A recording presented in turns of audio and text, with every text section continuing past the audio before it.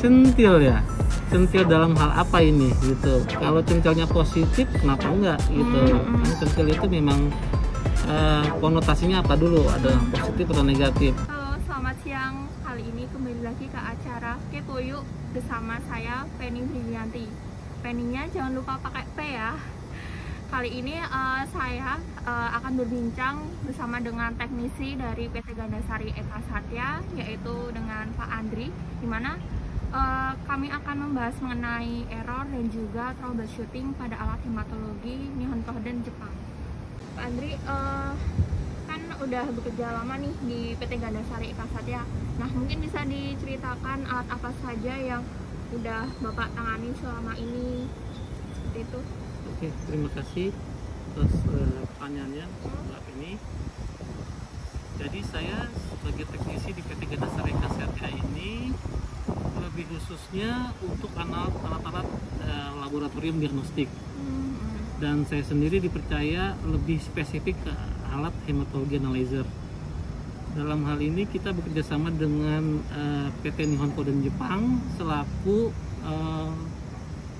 pabrik atau produsen dari alat tersebut, dan sekaligus dia mengimportnya ke seluruh negara di dunia.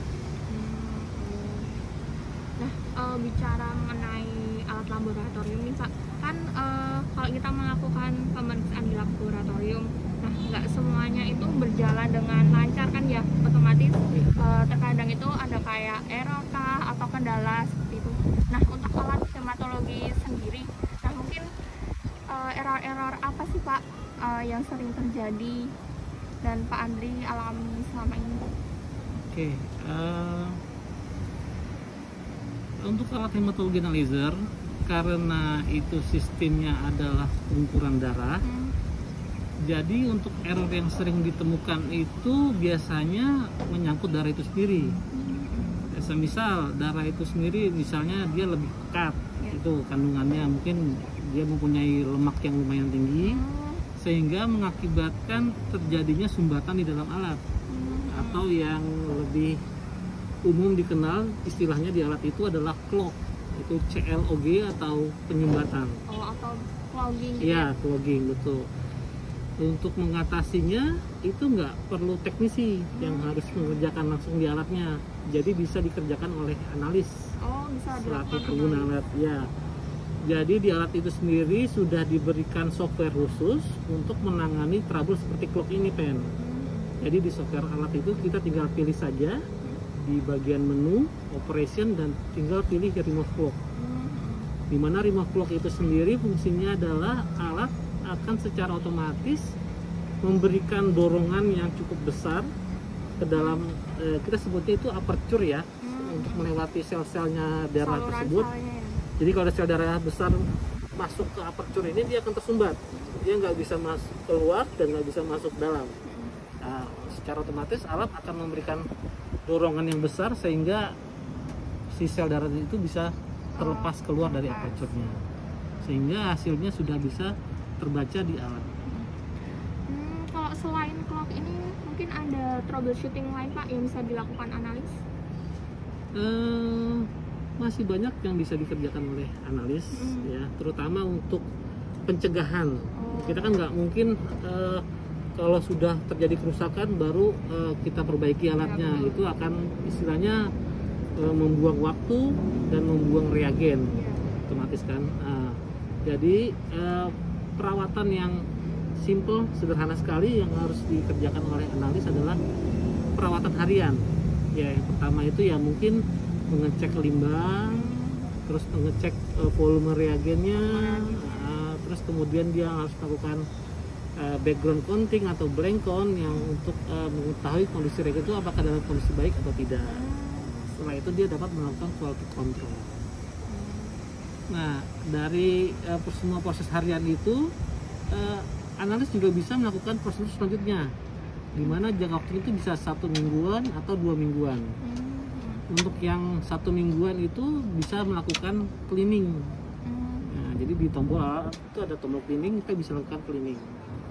Kalau untuk yang 2 mingguan sekali, analis bisa memilih melakukan, kalau untuk di alat 3 div dia bisa pilih remove clog, Kalau di alat 5 div dia bisa pilih clean flow cell. Sejauh ini untuk Pak Andri sendiri kan sebagai teknisi ya, ada nggak sih Pak kayak kerusakan di alat yang kayak sulit sekali untuk ditanganin ataupun harus membutuhkan pergantian spare part seperti itu? Oke. Ya kerusakan memang beraneka ragam ya sifatnya. Tapi kalau penny lebih spesifik ke arah yang lebih berat, mungkin jarang ditemuin. Tapi ya bisa saja itu terjadi. Bukan tidak bisa diperbaiki, lebih kepada kendala spare part itu sendiri.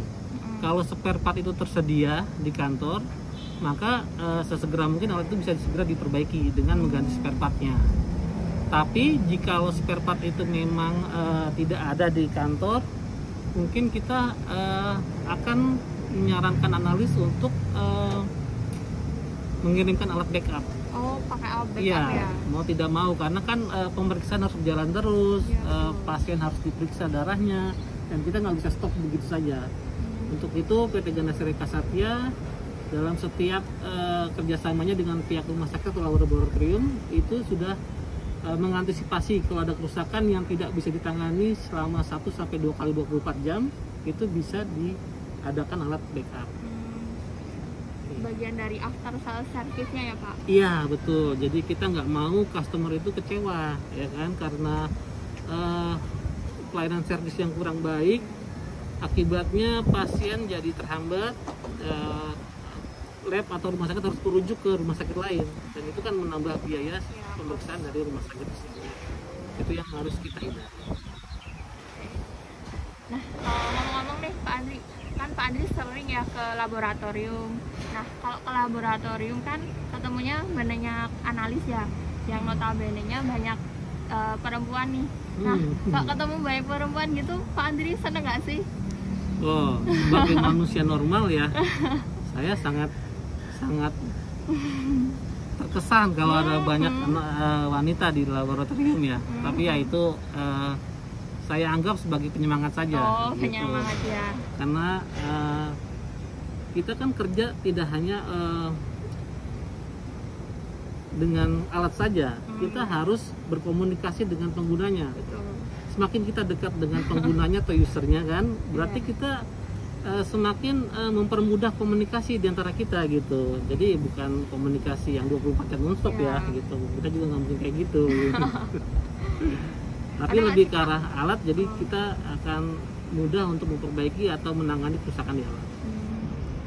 Kalau untuk yang customer di Jabodetabek ini Pak, nah menurut Pak Andri yang paling berkesan, customer yang paling berkesan ataupun yang paling apa ya, yang menurut Pak Andri paling berkesan gitulah, siapa? Boleh tahu? Yang paling berkesan ya? Ada untuk Pak? Semua alat IBD ya? Bukan, untuk analisnya yang Pak Andri sering komunikasi nih. Oh, analisnya. Saya punya pengalaman dulu sekali sebelum bertemu dengan mantan pacar saya, sekarang jadi istri saya. Oh gitu. Jadi beliau ini dulunya analis. Dia adalah analis di Rumah Sakit Satya Negara Sunter. Oh iya. Nah, selain alat hematologi dan laser, PT Ganasari Kasatya juga ada alat lain. Waktu itu adalah alat blood gas analyzer dan electrolyte analyzer. Oh iya. Nah, itu waktu itu kita kerjasamanya dengan PT AVL atau PT ROS Indonesia. Ada nggak sih untuk CSS nih yang paling centil menurut Pak Andri? Ada nggak Pak? Boleh diceritain? Centil ya?